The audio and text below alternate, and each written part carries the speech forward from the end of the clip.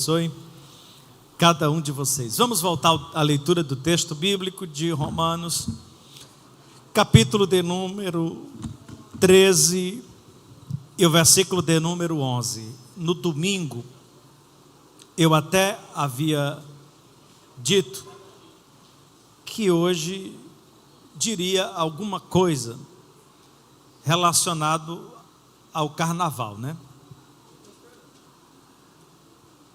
Mas eu acho que eu vou ficar devendo. Eu vou ficar devendo. E eu comecei a meditar alguma coisa, irmãos, e eu vim através do versículo 14 parar nesse texto, e acabou que o Senhor guiou meu coração para um outro assunto. E eu quero falar sobre despertamento espiritual. Eu penso que também que os irmãos, ano passado eu trouxe uma palavra sobre o carnaval, e eu penso que os irmãos estejam instruídos a esse respeito, de que o carnaval, muito embora seja uma festa que foi encaixada dentro do calendário cristão, ela nada tem a ver com o cristianismo.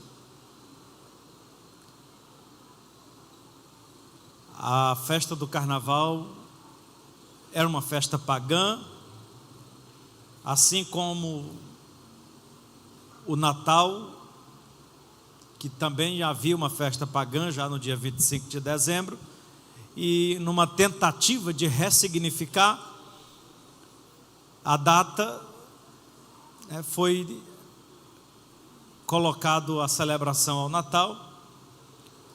O carnaval já havia celebrações ao deus Baco desde muito tempo, mas a ideia de colocar o carnaval no calendário cristão tem uma justificativa que é, na verdade, oposta ao que é o carnaval, né? A festa do carnaval, ou a quarta-feira de cinza, né, que é o encerramento do carnaval, ele é 40 dias antes do domingo de Páscoa.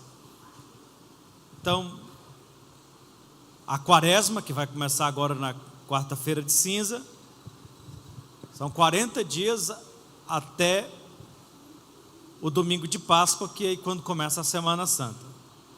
Então esse período, teoricamente, seria um período de 40 dias de preparação para a Páscoa.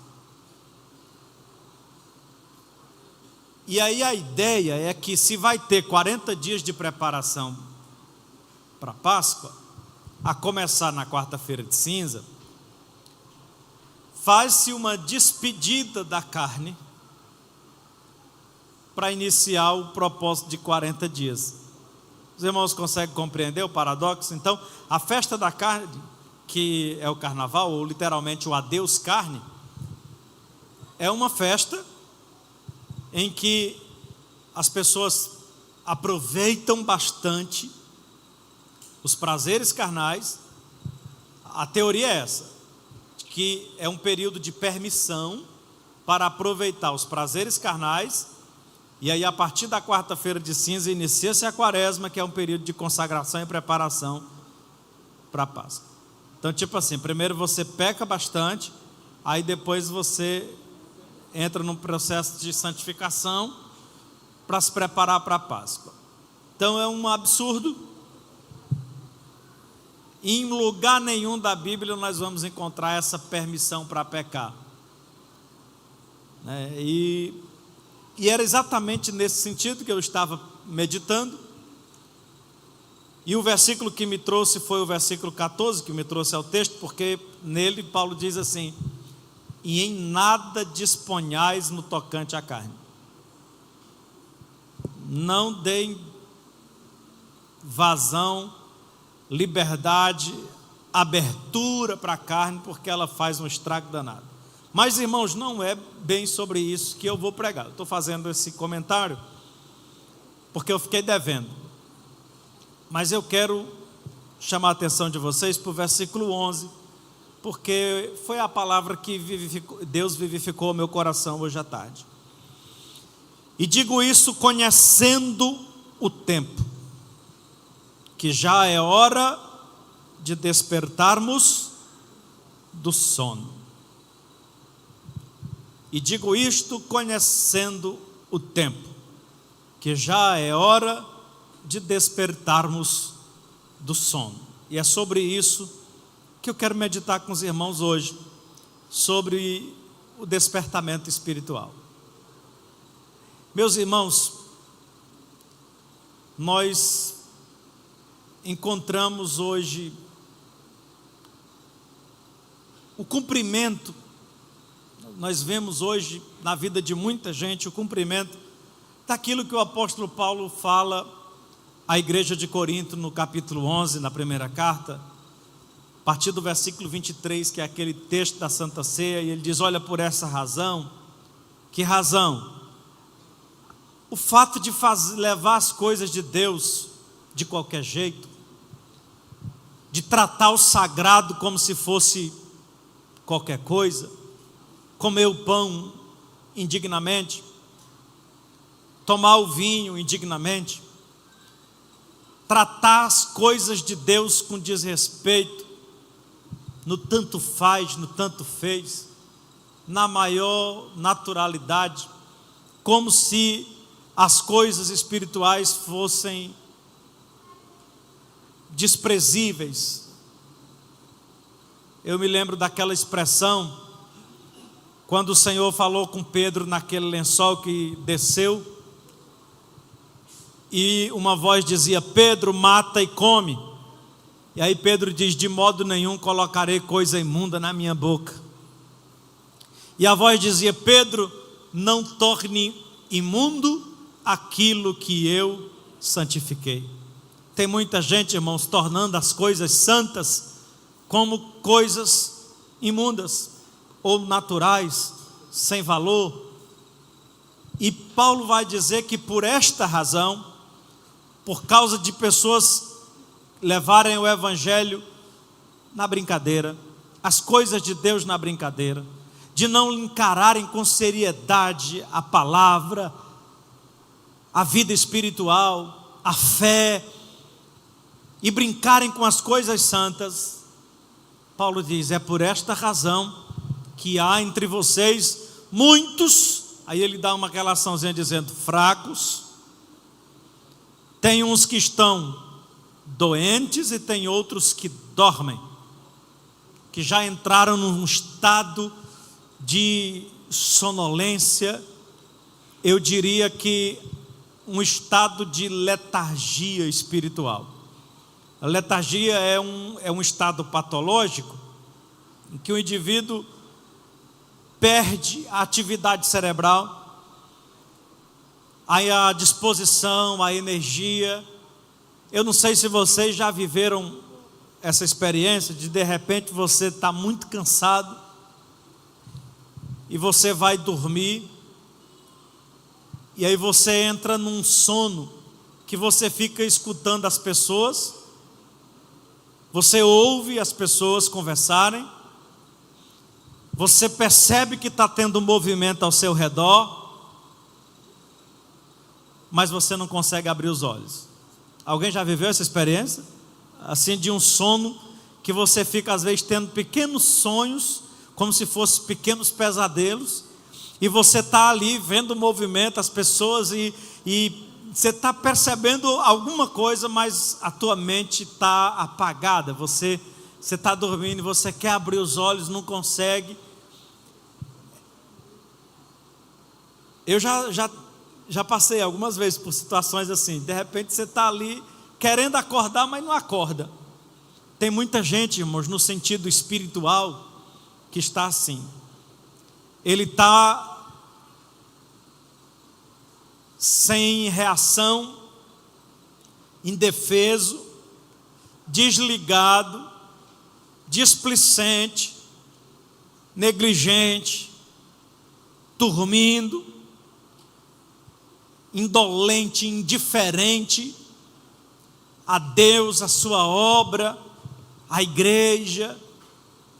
Está ali, mas está de corpo presente, mas vive um estado de sonolência, de desânimo, de frieza profundo. É um estado de desânimo crônico, sem reação. Por mais que ao seu redor ele perceba que há movimentos e reações de vida, mas ele está em um estado de sonolência profundo e não consegue reagir, não consegue acordar. E eu estava meditando hoje à tarde, quando eu cheguei nesse texto, o Senhor começou a guiar o meu coração, e eu compreendi, creio que pelo Espírito de Deus, que era muito oportuno pensarmos um pouco sobre isso, visto que é uma realidade que cresce e se alastra nos nossos dias. E mais do que nunca, esse apelo do apóstolo Paulo se faz atual para nós. E digo isso conhecendo o tempo, que já é hora de despertarmos do sono. Digo isso conhecendo o tempo, que já é hora de sair desse estado de frieza, de desânimo, que já é hora de reagir, de despertar, de acordar, de levantar, de se pôr de pé. Irmão Zacarias estava orando aqui,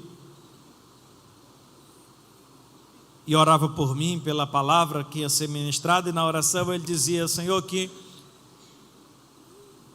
o pastor seja usado, o mensageiro seja usado com uma palavra de despertamento para nós. E eu meditando comigo ali, a palavra é exatamente de despertamento. E digo isto conhecendo o tempo, que já é hora de despertarmos do sono. E de onde vem, meus irmãos, esse sono? Esse sono, ele pode representar um esgotamento espiritual. E eu meditando sobre isso, me lembrei de Elias.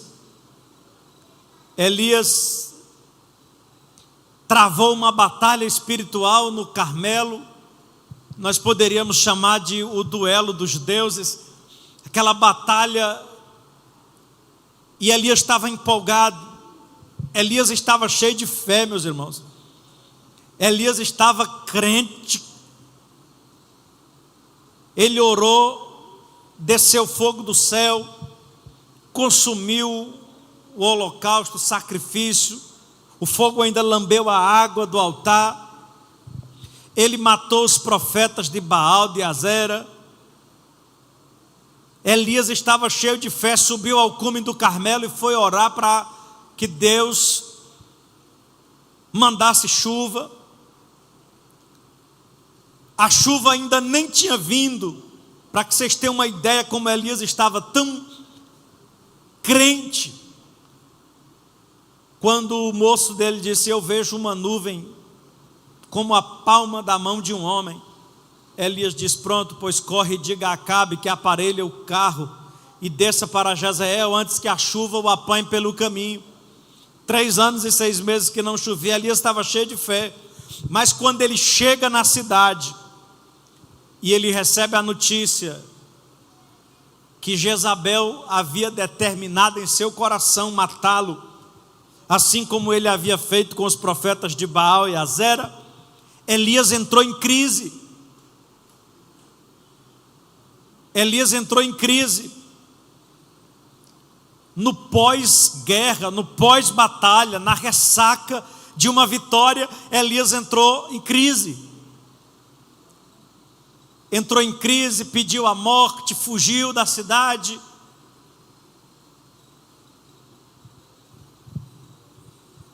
E o texto diz que ele fugiu pelo deserto, deitou-se debaixo de um zimbro e dormiu. Ele foi tomado de um sono profundo. E aquele sono, aquele cansaço que lhe sobreveio, era resultado de uma ressaca espiritual, que o levou a um estado de esgotamento espiritual. E o sono de Elias foi tão profundo, que o anjo de Deus, quando veio alimentá-lo, tocou e disse: levanta-te e come, porque muito longo te será o caminho. E Elias levantou, comeu e tornou a dormir. Ele estava pesado, e o anjo teve que tocá-lo 3 vezes e despertá-lo pela 3ª vez, para que o sono de fato fosse embora e Elias pudesse reagir. E às vezes, irmãos, para que Deus promova um despertamento na vida de alguém, às vezes Ele manda só o mensageiro, às vezes Ele tem que mandar mais de uma vez, porque às vezes o estado de sonolência é tão profundo, que só um grito não acorda. Precisa Deus tocar, precisa Deus dar um sacode. Como a gente diz lá no interior, tem que dar uma saculejada nele, para acordar. Acorda e come, se fortalece. Mas o que levou Elias àquele estado de sonolência? Um esgotamento espiritual.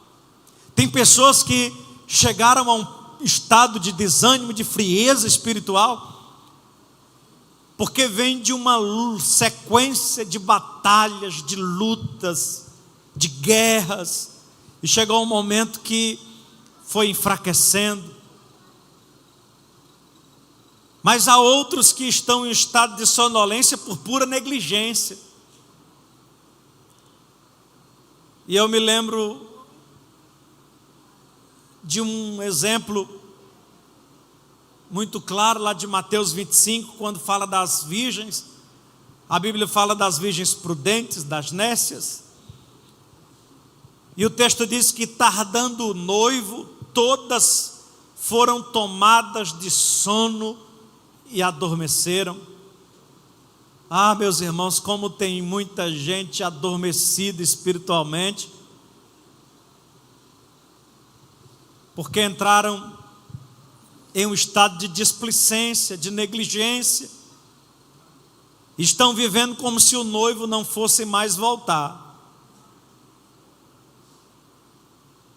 São noivas, percebam que ali eram virgens que estavam aguardando um cortejo. Na parábola de Jesus, estavam aguardando o noivo, mas tardando o noivo, veio a sonolência, o desânimo, a indolência, a letargia. Parece o retrato da nossa geração.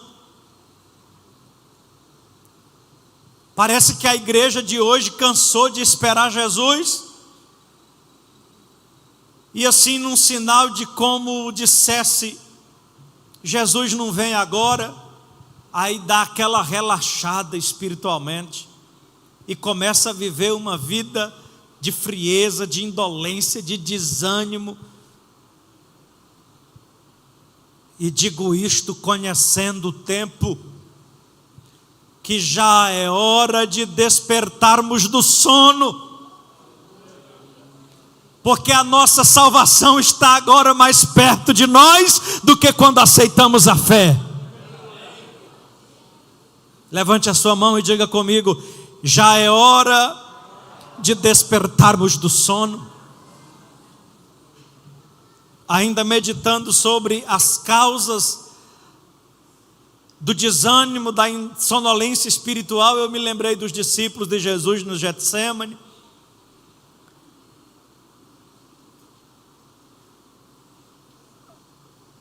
Os evangelhos nos dão conta que Jesus os levou ao Getsêmani e disse: agora vigiai e orai comigo, porque a minha alma está profundamente angustiada até a morte. E Jesus se ausentou um pouco para orar, e quando voltou, encontrou-os dormindo. Jesus deu aquele sacode e diz: nenhuma hora poderás velar comigo. Mais uma vez Jesus se ausenta para orar a sós. Quando Jesus volta, encontra-os pela segunda vez dormindo. Jesus dá mais um saculejo e volta para orar pela terceira vez. Quando Jesus vem pela terceira vez, os encontrou dormindo. E a Bíblia diz que os seus olhos estavam pesados. Por que razão os discípulos estavam naquele estado de sonolência tão profundo, meus irmãos? Vocês conseguem imaginar o nível da batalha espiritual que estava no Getsêmani naquela noite? Sabendo o reino das trevas que aquele seria o momento em que Jesus se entregaria à morte para a salvação da humanidade. Vocês têm ideia da conspiração e de quantos milhões de demônios estavam ali empreendendo forças para fazer Jesus desistir? E aquela dimensão de batalha espiritual, sem dúvida, influenciou os discípulos àquele estado de sonolência e indolência profundo. E é importante a gente parar, irmãos, para pensar um pouco sobre isso. Há 15 dias atrás, o irmão Ricardo pregou aqui sobre oração, sobre o dever de orar sempre.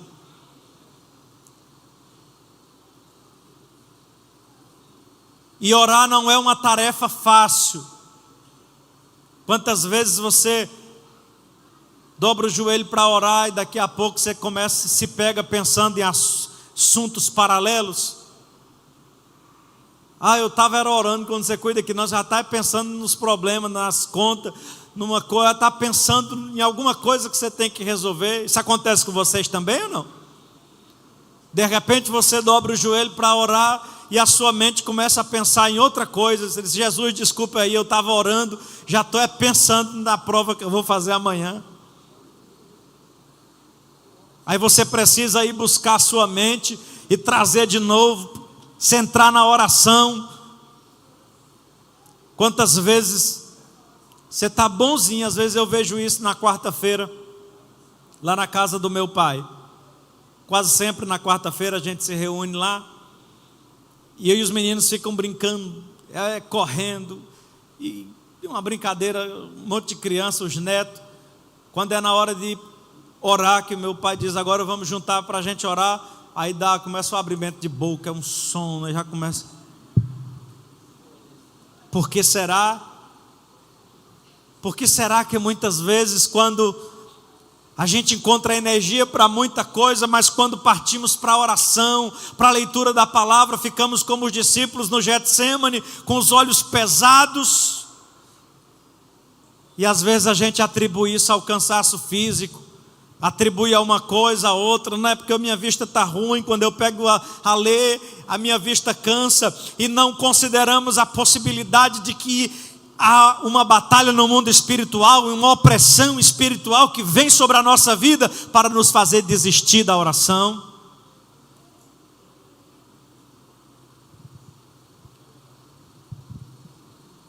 E que nós precisamos romper isso através da oração. Precisamos insistir na oração até conseguirmos orar.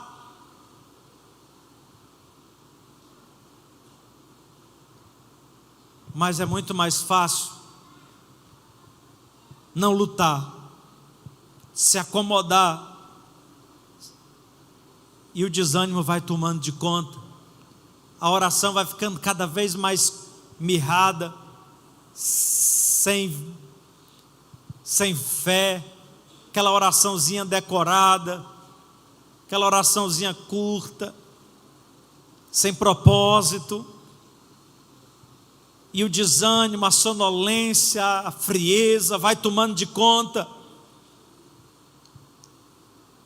E aí o Senhor, por sua graça, brada aos nossos corações, através da sua palavra, e nos diz, e digo isso conhecendo o tempo: já é hora de despertar do sono. Eu sei que esse tipo de apelo não soa bem aos ouvidos de ninguém. Eu me lembro quando eu era adolescente em casa, que a minha mãe ia me acordar. A gente morava no interior, não tinha água encanada, e cedo da manhã tinha que acordar para ir buscar água no rio. As mulheres com aqueles baldes na cabeça, com rodinha, os homens com galão no ombro. Quem é do interior sabe o que eu estou falando. E a minha mãe tinha um jeito muito peculiar de acordar a gente. Ela chegava, pegava no dedão do pé e balançava da corda. Está na hora.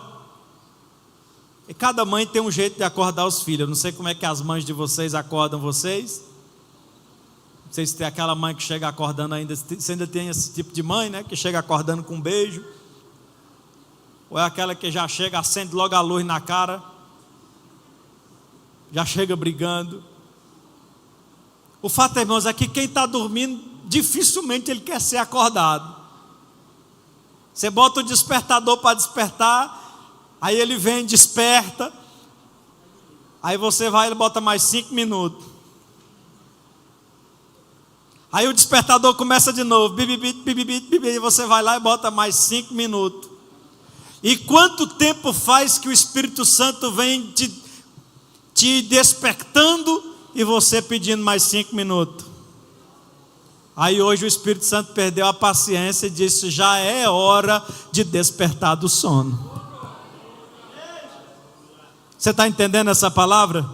Você pode me ajudar a entregá-la? Dê um toque aí na pessoa perto de você e diga assim: você está entendendo? Está na hora de levantar, está na hora de acordar, de despertar. E meditando ainda sobre isso, irmãos, eu anotei aqui algumas frases, porque eu compreendi que despertar do sono é um convite a romper com a nossa zona de conforto. Vocês concordam? O que é despertar do sono? Quando Paulo diz assim: e digo isso conhecendo o tempo, que já é hora de despertar do sono. Despertar do sono, irmãos, é romper com a zona de conforto. É você estar naquela camazinha aconchegante, aquele lençolzinho cheiroso, caindo aquela chuvinha no telhado, você escutando aquele pingozinho da biqueira, aquele friozinho, 5 horas da manhã, você precisa levantar, e a cama dizendo: não vai agora não, não vai hoje não, diga que você está doente.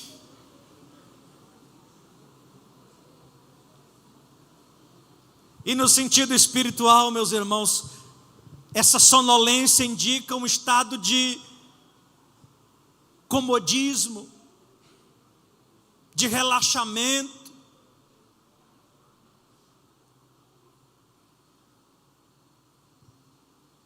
Quando Paulo nos convida pelo Espírito de Deus a despertar do sono, eu compreendo que ele está dizendo: você precisa reagir, sair dessa zona de conforto.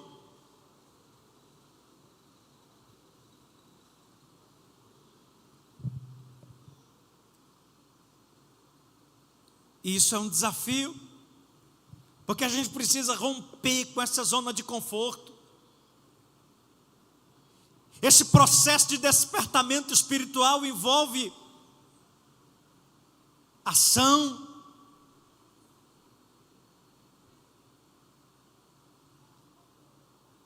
envolve oração, envolve jejum, consagração, leitura da palavra, revitalização do hábito devocional. Sem essas coisas não haverá despertamento, meus irmãos. É um engano pensar que essa semana eu perdi o horário. Por quê? Porque o meu celular desperta 4h40. Aí, normalmente eu ganho mais uns 5 minutos para ir 4h45 para me levantar, né? Aqueles 5 minutos. Enquanto o cérebro reinicia, né? Reiniciar o cérebro. E eu, em vez de pedir, botar aqueles 5 minutos, eu fiz foi desligar o despertador. E eu confiei que eu ia me levantar. Aí o que é que eu fiz? Dormi de novo. Fiz igual Elias, dormi de novo. Me acordei 5h15, que é o horário que o telefone da Taniane desperta. E 5h30 eu já estou pegando, é o primeiro aluno. Então eu tinha 15 minutos para fazer tudo. Irmãos,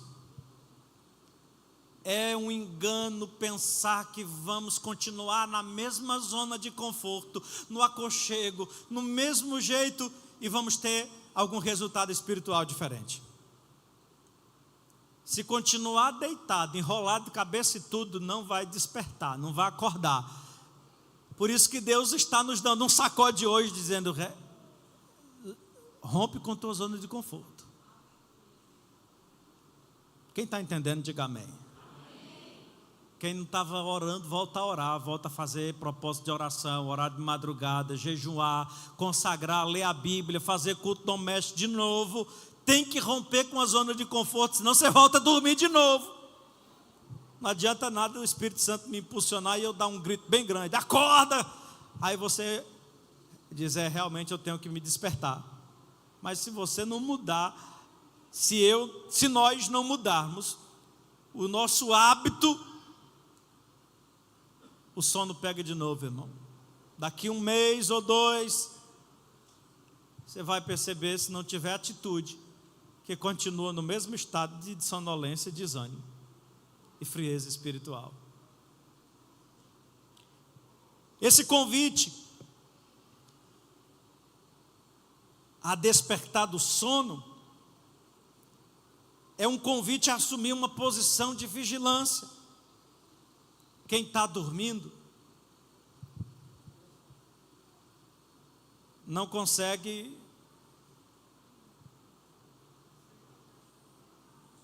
exercer vigilância. O irmão Messias, que foi vigia a vida toda, é por isso que se um vigia for pego dormindo no posto, ele é demitido, porque ele está ali para vigiar, e quem está para vigiar não pode dormir. E no sentido espiritual, irmãos, nós não podemos nos dar ao luxo de dormir, porque nós estamos em batalha, e a recomendação bíblica é que a gente esteja em constante vigilância. Quando a Bíblia diz que é hora de despertarmos do sono, é assumir uma postura e uma posição de vigilância, é abrir os olhos, é estar atento, é estar ligado, está vivo, ativo, pronto. Quem está entendendo, diga amém.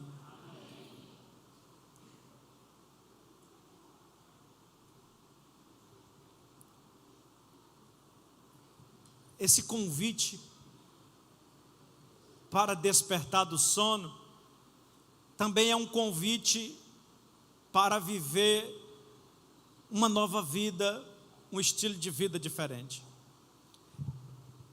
Você vai voltar os seus olhos para o texto, nós vamos tentar entender melhor o que Paulo está dizendo. Paulo faz uma metáfora, e ele diz assim: olha, isto digo conhecendo o tempo, que já é hora de despertarmos do sono, porque a nossa salvação está agora mais perto de nós do que quando aceitamos a fé. Olha o que ele diz no versículo 12, ele diz assim: a noite é passada e o dia é chegado. Falou assim: olha, a hora de dormir passou. E agora é hora de acordar, de despertar. É hora de viver novas experiências. É hora de vigilância, é hora de atividade, é hora de disposição. A noite é passada e o dia é chegado. Então, o que é a noite, meus irmãos? E o que é o dia? Na linguagem metafórica de Paulo, a noite é as velhas práticas. A noite é a velha vida. É o tempo da permissividade. É o tempo da ignorância. O que é a noite? A noite é o tempo em que tudo era permitido. Que a gente fazia tudo que queria.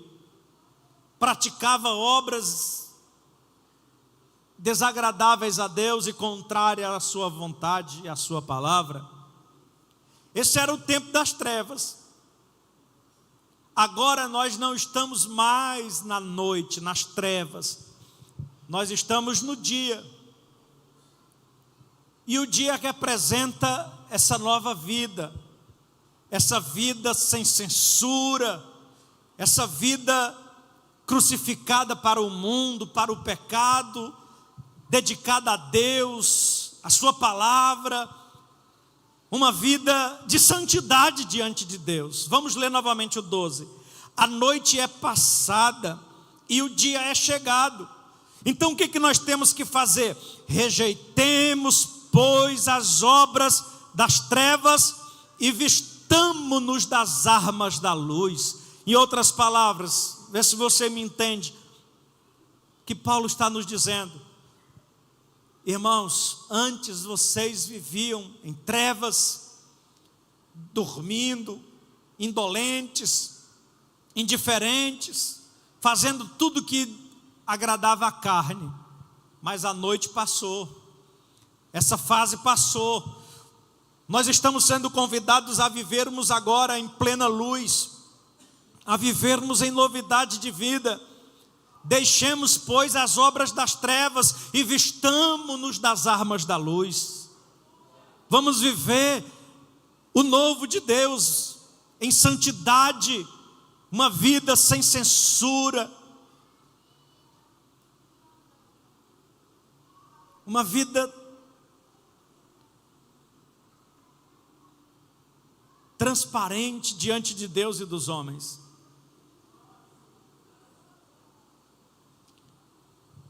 Aí o versículo 13 ele diz: andemos honestamente, como de dia.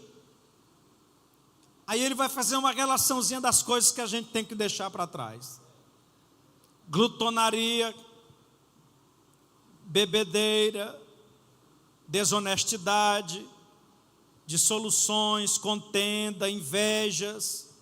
Tudo isso são obras de quem está andando nas trevas, de quem está na noite, no sono da negligência, da escuridão, das trevas. Nós estamos andando na luz, no dia. Vivamos e nos revistamos das armas da luz.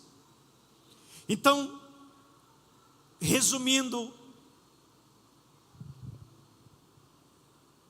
o já é hora de despertar do sono também é um convite a viver em santidade. Os irmãos compreendem isso?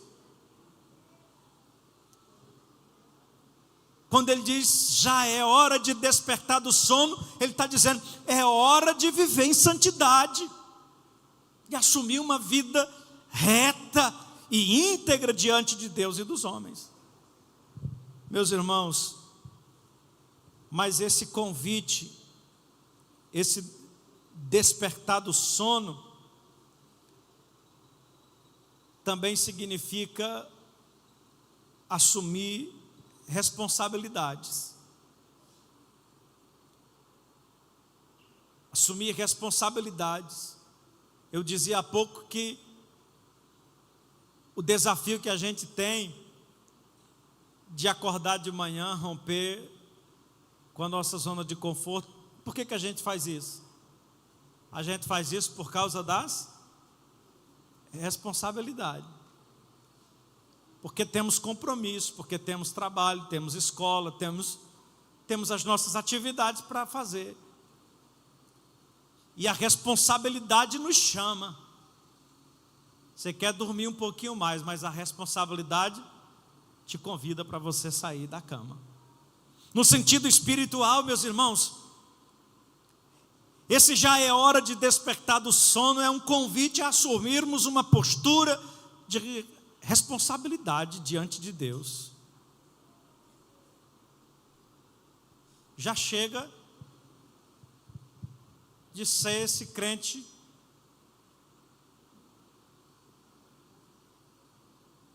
domingueiro, que vem para a igreja, aquele crente nominal. Antigamente nós tínhamos o católico praticante e o católico nominal. O católico praticante é aquele católico que vai para a missa, que reza terço, que reza a Ave Maria, que assiste a missa do rádio, da televisão, que se confessa, que vai para as procissões, ele participa de tudo, ele faz todos os processos da igreja, ele está lá. Aí tem aquele católico nominal. Ele nem vai na missa, ele nem reza, ele nem tira terço, ele não faz nada, mas quando alguém pergunta, tu é o que? Ele diz, eu sou católico. Durante um tempo nós não tínhamos crente nominal, os crentes na igreja eram tudo crente de verdade. Só vinha para ser crente quem, com convicção de vir. Aí depois virou moda ser evangélico, e muita gente virou evangélico, mas sem saber porquê, creu, mas não creu de verdade. Hoje nós já temos muita gente que é crente nominal. Tem os crentes praticantes, que é aquele que lê a Bíblia, que ora, que evangeliza, que consagra, que prega, que vive o evangelho, que crê, que tem fé. E existe aquele crente nominal, nem ora, nem lê a Bíblia, ele vem para a igreja quando dá certo, vem por ali, ele acha que estando ali já está bom, resolve tudo, ele vive, não tem fruto, não tem nada, a vida dele é o crente nominal. Você é o quê? Eu sou crente, sou evangélico, mas não tem fruto, não tem vida, não tem nada. E digo isso conhecendo o tempo, já está na hora de despertar do sono.